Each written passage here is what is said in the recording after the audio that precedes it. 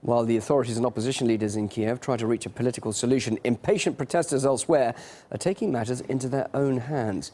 Rioters have been breaking into government buildings and city halls across the west of the country, and opposition leaders seem to be increasingly losing influence over what's happening on the streets there.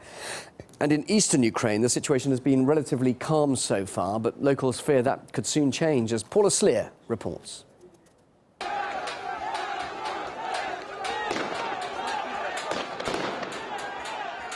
We are afraid, but we hope that these people will be stopped. People in Donetsk are watching closely the demonstrations in Kiev. They fear the violence will spread from west to east Ukraine and inspire upheaval and copycat protests here. Alexandra Green is taking seriously remarks by the openly racist opposition Svoboda party that there's no place for Jews in Ukraine. You are Ukrainian nationalists, Ukrainian patriots who can become the heroes that will today defend the land we're standing on.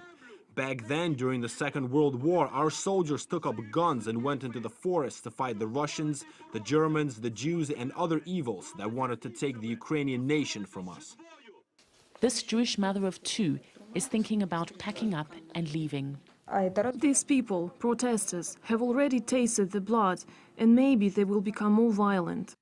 Already 2 Jews have been attacked in Kiev. Many fear there's worse to come.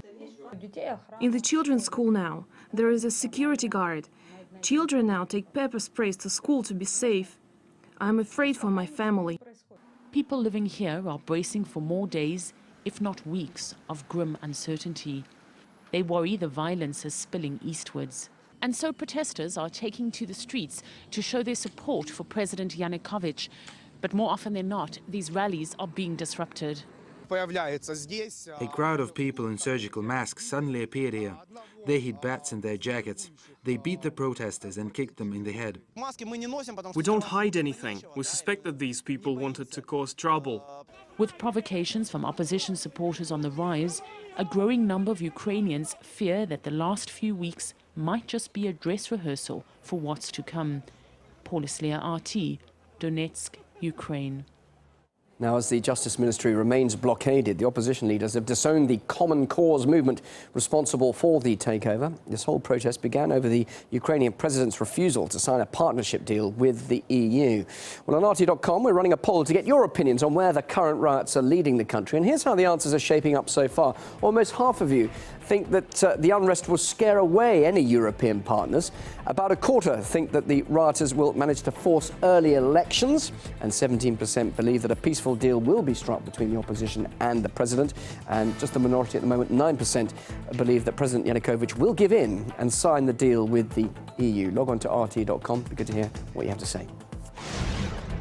Well, RT International is keeping up to date with the events in Kiev, on air and on our website, RT.com.